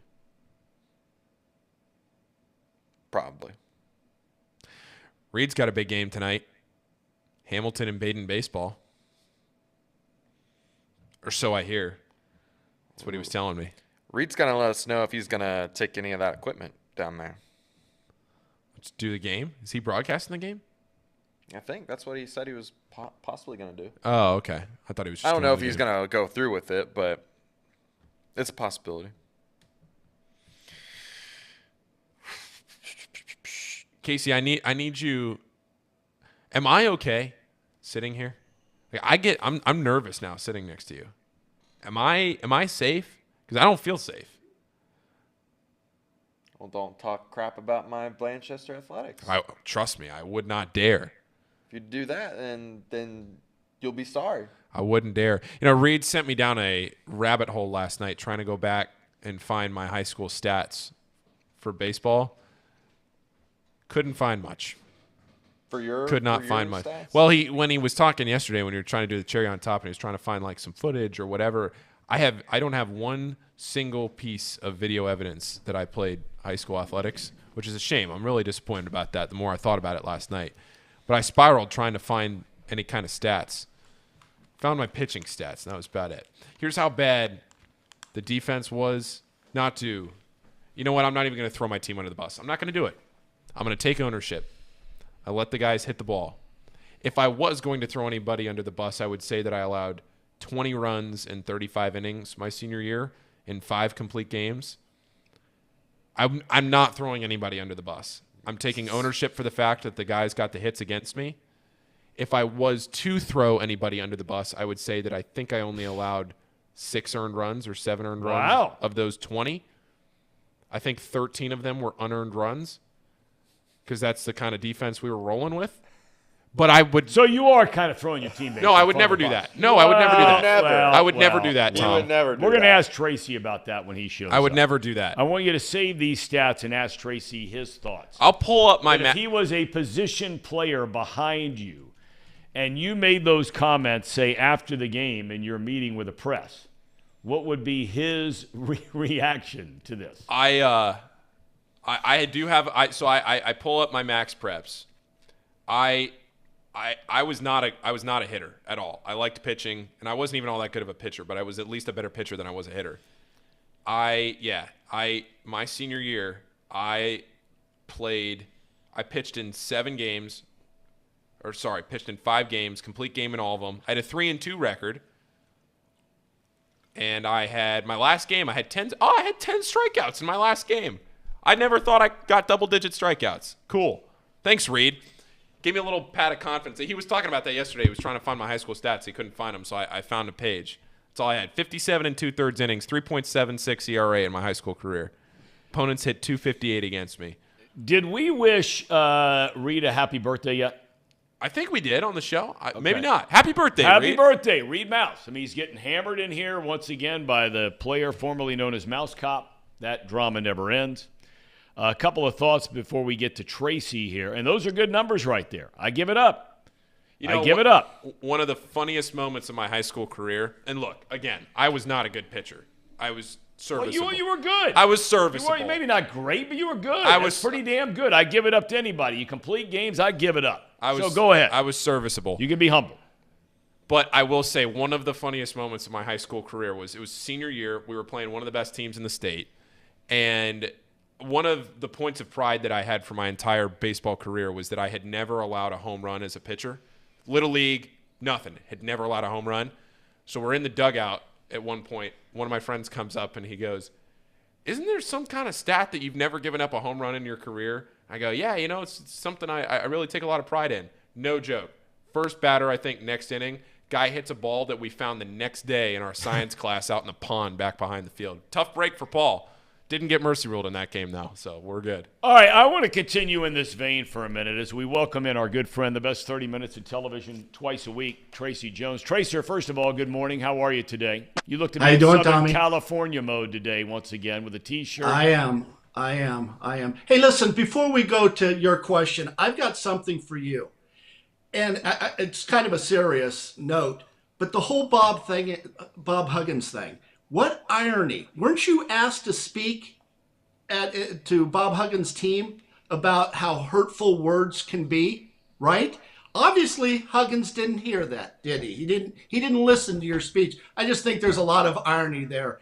And I thought of you because I was on a Twitter feed, and boy, your name came up a lot.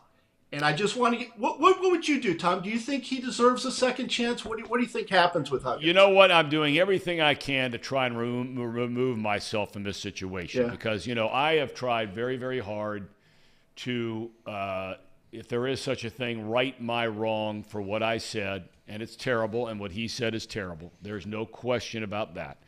I've done everything I can in the LGBTQ community with many leaders here in this town to meet with them, to talk with them, to listen to them over the last 3 years. I've tried to right my wrong. You're never going to make everybody happy. But now all of a sudden, because this situation has come up, I'm back out there in many, many ways. And wish it wasn't the case for him, wish it wasn't the case for me, wish it wasn't the case for a lot of people that this is going on right now. Right. I've just tried, I got everybody and his brother asking me to make a comment about it. I mean, I'm not going to making a comment about anything on it, Yeah. And I apologize for catching you off guard. No. But Because I'm sure there are a lot of people that were tuned into the show today expecting that to be the situation. And I've tried so hard to try to move on in my life and from everything that happened with me. I know what he is about to go through. And there are a lot of people that are hurt in all any number of ways, in any number of groups of people. However you want to put people into groups, there are a lot of people that are hurt about this, and I sympathize with them and have compassion for them trying to get through this whole thing. Yeah, Thom, I think all of us would agree there's certain words you just can't use, right? You can't use the N word, right? You can't use the N word. You can't use the F word, 2 F words actually, and you can't use the W word. And I mean, I think those are words that you cannot say. Well, there's no doubt about it. And I mean,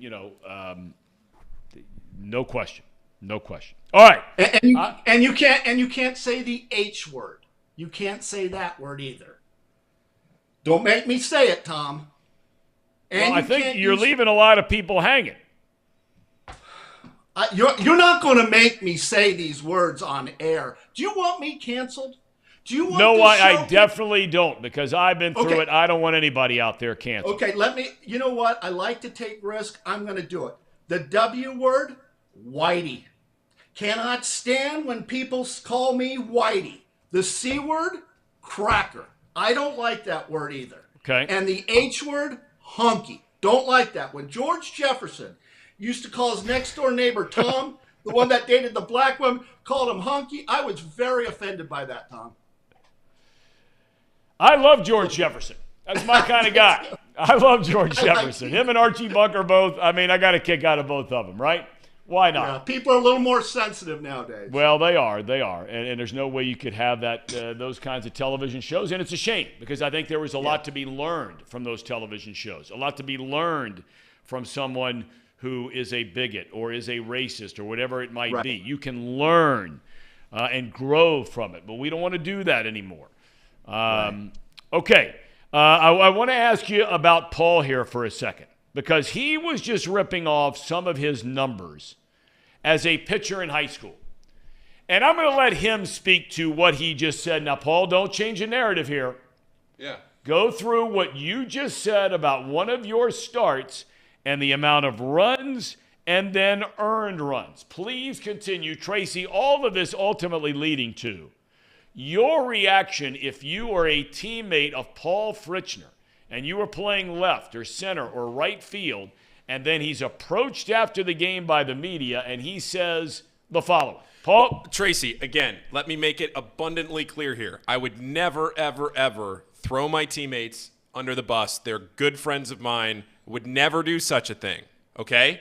Let's get that out of the way first. If I was to ever make a comment like that, what I would say is that in 3 of the 5 starts that I made in my high school career, I gave up 9 runs in 3 of my 5 starts my senior year. 9 runs, only 4 earned. Then the next 2 starts, I went 4 runs, all unearned, 3 runs, all unearned.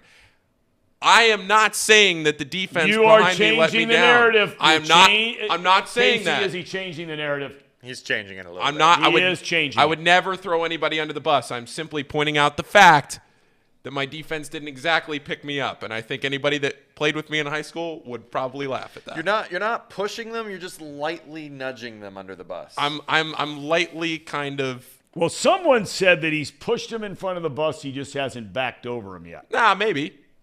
I think the worst experience senior year was the fact that we were going to win the senior night game, and we had a guy playing left field who didn't usually play left field. I got a routine pop out to left, and I was starting to run back in the dugout to get my stuff, end the game, shake hands and everything. Then I realized it was not our regular left fielder, and he just kind of pulled a sandlot. Ball dropped over his head, and we lost the game. So I would never again, I would not throw anybody under the bus. I'm just relaying stories. Tracy, your thoughts if you were that left fielder and after the game they asked Paul, hey, Paul, how'd you pitch? Well, man, I mean, I gave up 13 runs, but 11 of them were unearned. How's that on me? Well, first of all, if I was playing left field, I'd have caught that ball in my back pocket. The guy would have been taking a right turn back to the dugout. Paul, I have nothing there's nothing wrong with what you said if that's true. And there's nothing wrong with that. I mean, you should have said, I can't win this game all by myself. I used to say that in high school. I can't do it all by myself. I need a little help. And here you are busting your ass. You're doing a great job. And these guys, they don't care. They're booting the ball. They should take a hit. There's nothing wrong with that. I didn't have, this is going to surprise a lot of people. I didn't have a lot of friends in high school. Thom, are you surprised with that? Yeah, I don't. Well, I got to tell you, I mean, I've gotten the feeling contrary to that, in fact, because I mean, you were the guy. Oh, I was the guy. I got most athletic my senior year, but I also got most conceited. And I remember it really bothered me. And I remember sitting in my room, and I was just kind of down, and my mom says, Trace, what's the matter? You seem down. I says, well, they voted me most conceited. And my mom turned to me and says, Trace, that's because you're the only one in the school that has anything to be conceited about. And wow.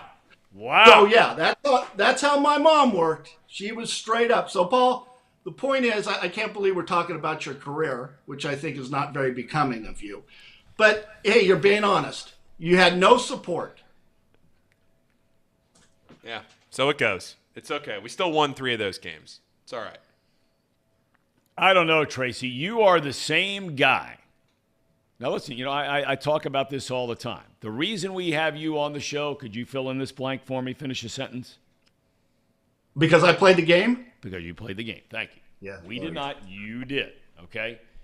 But you're also a guy who has said on this show, because we listen to what you say here on Off the Bench, you're also a guy who in the past has said, hey, I don't want David Bell to publicly reprimand some player for playing poorly. You don't want him saying it to the press.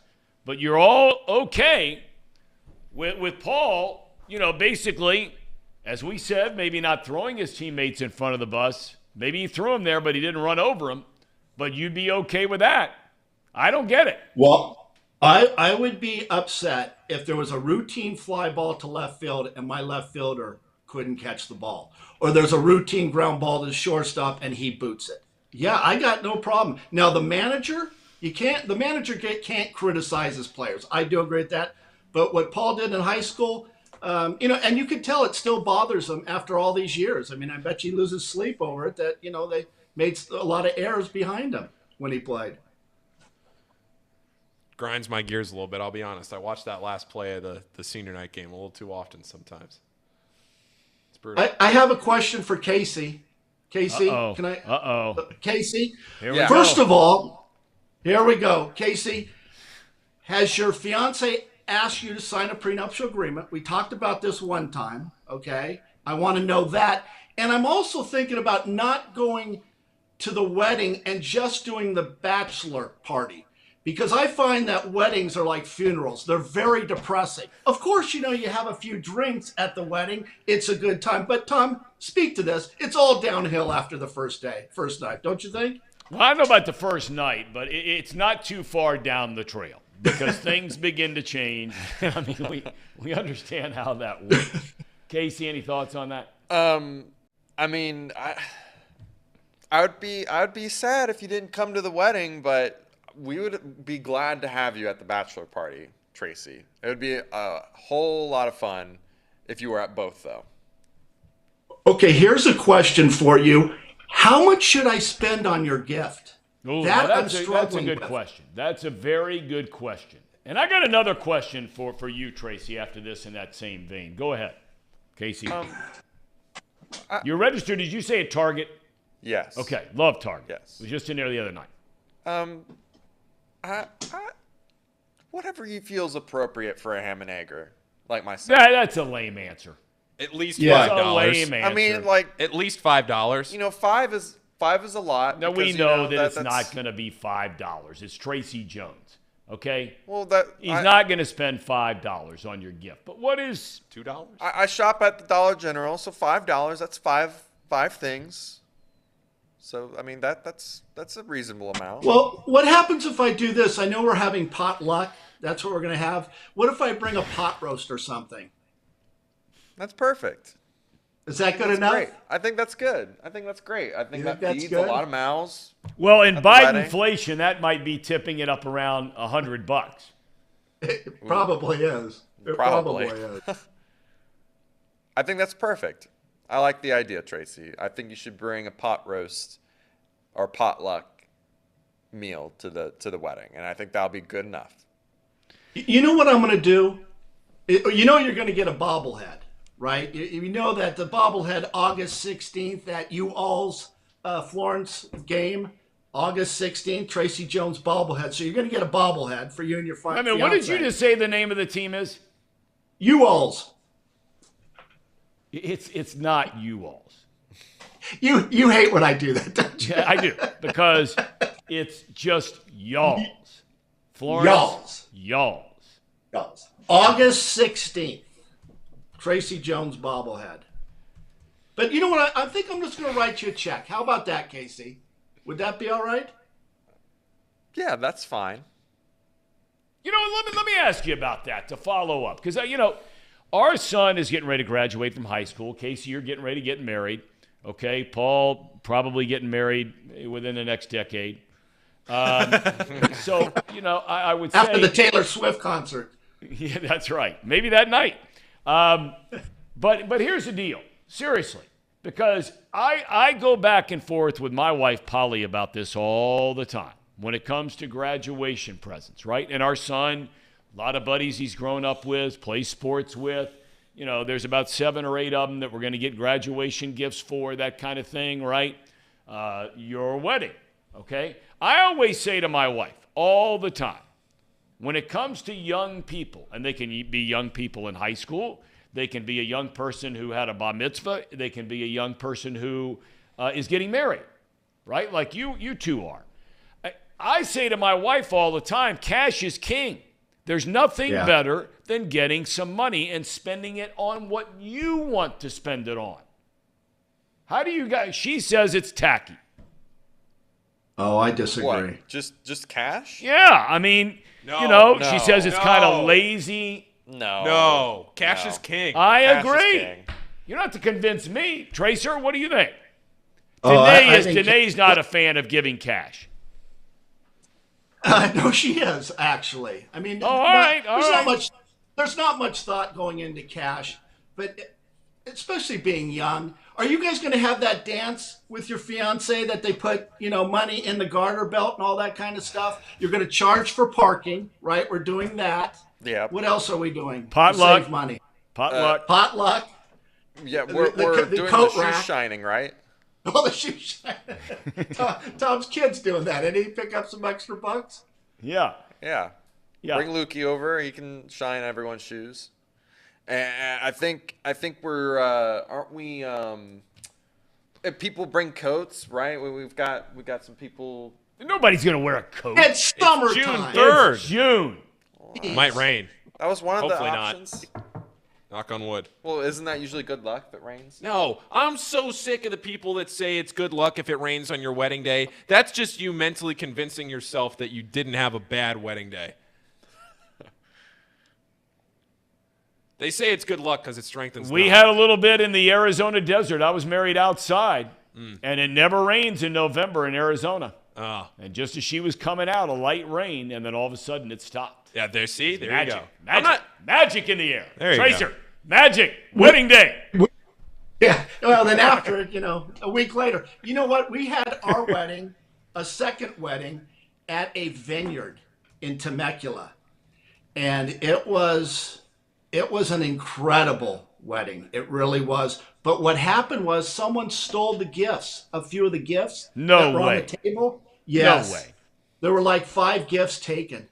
And so that really put a damper on things. You had gifts taken from your yes. wedding You know how you put table? them on? You put them on the table, and someone, I think from the vineyard, came and took a few of the gifts. That wedding, and this is going to sound really bad, $47,000. Talk about a waste of money. That's a waste of money. Yeah. So you're okay at the end of the day to tie a ribbon on that, Casey, with a little cash? Yeah, that's fine. Cash is the best gift. Yeah, cash is going to be great, especially because Alex and I are going to be leaving straight from the wedding pretty much and going on our honeymoon. Private plane? Tracer lending you his plane? No private plane. But Casey, Nancy Pelosi lending you her plane? No. $700,000 worth? No. Hey, Casey, I thought you were registered at a flea market. Did I get that wrong? No. It's at Target. Okay.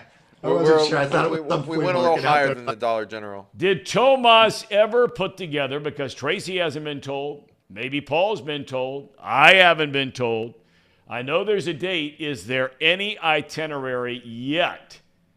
Next weekend, if I'm not mistaken, is a bachelor party, correct? Yes. So so what's on the – somebody in the chat said it was going to be let me see, because it might be somebody who has some inside information. It was going to be putt-putt and full throttle.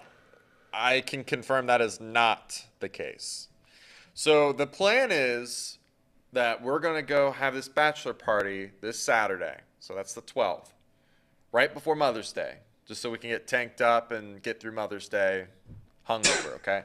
So we're going to – I like that term. That was funny. We're going to go to the OTR and go. So then are we fast-forwarding now? We're not talking about this Saturday. Are we fast-forwarding to the bachelor party? Yes. Next weekend? This weekend. It's this 4 days. weekend. 4 days. You're kidding. See, I mean, how in the hell are we supposed to be there and we don't even know when it is? Or maybe that you want it that way. You don't want Tracy to know. No, that's not it. I was going to tell him today anyways. But anyway, let me say this too. Yes, it is this Saturday, but it might get pushed back to next weekend because a lot of people are not able to go or are backing out. So it's Mother's Day the next day. It's Mother's Day the next day. It's tough. You want to be hung over around your mom? You're selfish. Your marriage is never going to last. He brings up a great point there. Nathan Hines, the father-in-law, says, I don't even know where it is, when it is. Well, he hang on a probably second. should he even be invited to that? Yeah, I invited him.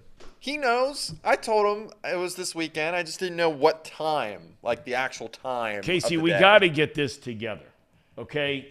I mean, I don't know what kind of buddy Tomas is, okay? But nobody has – Tracy's right on this one.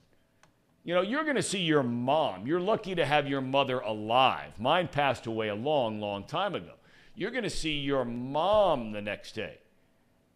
And you're going to have to step away, you know, maybe sometime between a little brunch and maybe a cup of coffee and go throw up. Yeah. Good point, Thom. I mean, right? Who is this Tomas J.O.?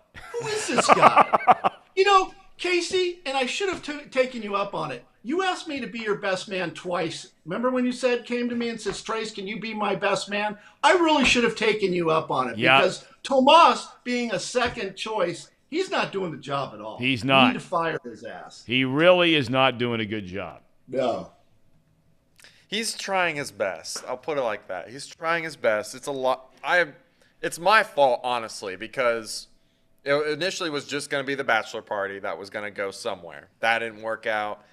Then I started inviting other people, and he wasn't in communication with them, and he had all this stuff planned out, and I just threw a huge monkey wrench into everything. And dude, I mean, this is no longer joking around anymore. I mean, you are 3 weeks away from getting married, and there's been no definitive date. I mean, even sitting here now, there's not a definitive date and plan for your bachelor party. Well, the definitive date is the 12th, but it might get pushed back Wait. The 12th or the 13th? 13th is Saturday. 12th is Friday. Okay, the 13th. Okay. The 13th. The plan is for it to be the 13th, but we had some people not say what they're going to do yet. Had some people back out. So How many people are coming to this event? as of right now, there's only like 5 or 6 people. Oh my God, you got less friends than me. Yeah. Well, I mean, there's like, I want to say 10 people that have not said if they're going or not. Oh, man. We got to get these.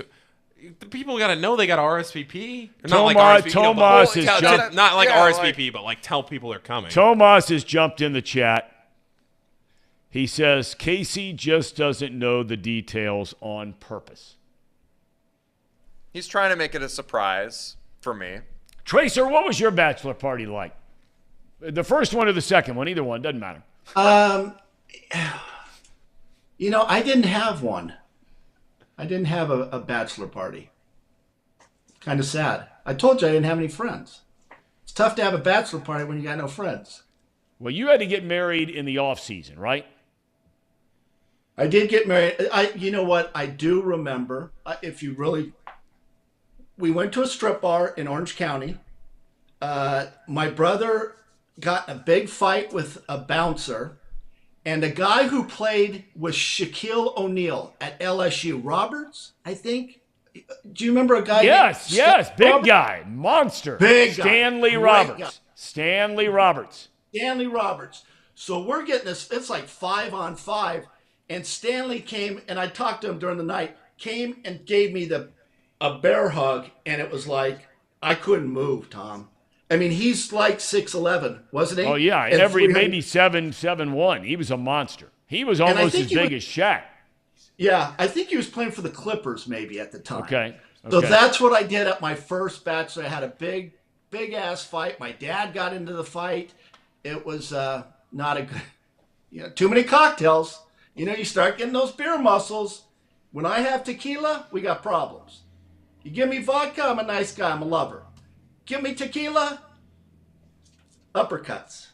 Okay, last thing. Casey has told us, if you remember, that at his wedding there's going to be beer and wine.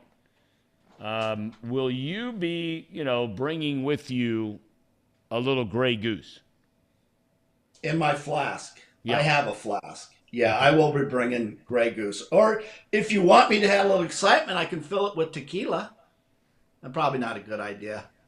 I want you to have a great time, Tracy. Whatever you feel like bringing, that's what you should bring. I had some Grey Goose over the weekend. You don't really notice the difference. You didn't buy it though. Someone bought it for you. Yeah, no. I didn't buy it. I had some over the weekend. Had a Moscow Mule with Grey Goose in it. You don't really notice the difference in the vodkas until you actually have like the Grey Goose, and then you're like, oh man, this is good stuff right here. It's like flying first class, then you don't want to go back. And then you can't. And then you realize you're poor and you can't afford it. But not all of us are you, Tracy. Right. Just know your limit. I think the Smirnoff is good for you, and Casey. For Tom and I, we like Grey Goose. It is like I'm not a vodka guy. I've only had it. Oh, I don't like take a straight shot of it, but I have only had it mixed in my drinks like 2 or 3 times, and I always forget how good it tastes until I actually have it, and it's good stuff. It's good stuff. All right. Okay. Tracer, we appreciate your thoughts on everything. I wanted to get into with you today, but we're not going to do it. We're going to have to do it after each guy pitches this week in the Mets-Reds series. to get your thoughts on guys like Verlander and Scherzer, but we will save that for Thursday. How about the payroll, real quick? The payroll for the Mets, Yep. $353 million. Active roster for the Reds, $70,624,000. And Joey Votto makes up 36% of that payroll. Strange. And yet the Mets are one game under 500. And so the Yankees have the second highest payroll, and they're also in last place. And they're Not 10 good games baseball anymore. out. 10 Yeah. games out. I'm Crazy. telling you right Crazy, now, ain't it? telling you, Aaron Boone is going to start feeling the heat. He's going to be the first manager in baseball for a big-time, big-market team, and I love Aaron Boone. But he's going to start feeling the heat if he's not already. Next time, can we talk a little baseball? And I'm not talking about Paul's career and his lousy team. We don't need to talk about that. Right, Paul? That's right, Tracy. That's exactly right. We'll All talk. right, that's my fault. That's on me. That's on me. I'm just messing with you guys. All right. Tracer, I'll see you Thursday. Thanks for the time, my man. All right. See you, boys. Take All right. care. There you go. He actually came to your defense, Paul. I know. I appreciate I am that. stunned. I do appreciate that. Like, sincerely, I do appreciate that from Tracy. I am stunned. Great point by Brian B., who, by the way, is taking the credit for hashtag NCN seconds after I said it. Brian says he was the first one to put it up. But he makes a good point. He says the St. Louis Cardinals manager, Mr. Marmol, might be feeling the heat the most right now. We do have a cherry on top before we get out of here. Of course, let's do it. Fire it up, Casey. How does that go?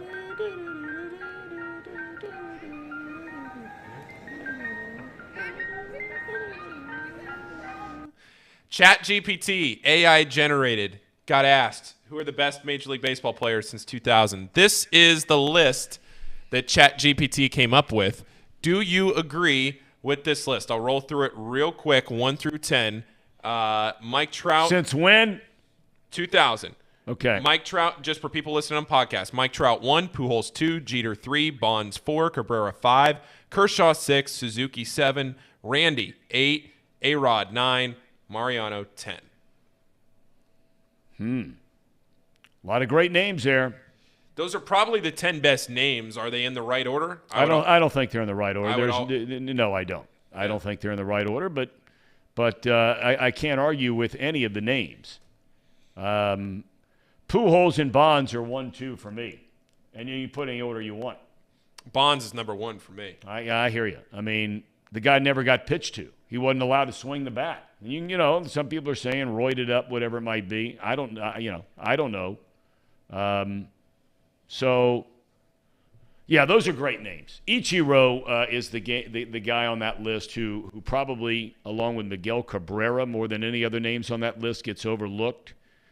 There's no way Clayton Kershaw was Randy Johnson. No chance. Great career. No chance. And A-Rod, that guy was one hell of a player. He was really good. I mean, he was. Where's Ken Griffey Jr. on that list? Maybe just because it was post-2000? Yeah, probably right. Okay. All right. Yeah, but Miguel Cabrera, boy, could that guy hit. Okay, fellas. Well, we got a lot to talk about tomorrow. I'm wrestling with a guest tomorrow, a potential guest for tomorrow, and I don't want to leave anybody here and sit here and leave them hanging on who it might be because I'm wrestling with the decision. Really wrestling with it. But we'll talk about that later. Anyway, we will be back here tomorrow, good Lord willing, at 10 Case, do we have anything coming up after this show today? Not right after this show, but we do have Chatterbox Reds later on tonight. Trace and Nick Kirby. Yes. Trace is out of town, though. Yeah, so he's down in Nashville. Yep. So how is he supposed to watch the Reds game? MLB package is streaming on his computer or what? Yeah, he's got it on his phone. He's got MLB TV. Okay. All right. Good enough. All right. All right, boys. We'll recap the Reds, Mets tomorrow. Casey, great job. Paul, great job. Thank you, gentlemen. Thank you, Tom. Thank you, Tom. All right. We will see each and every one of you tomorrow. Have a great rest of your Tuesday.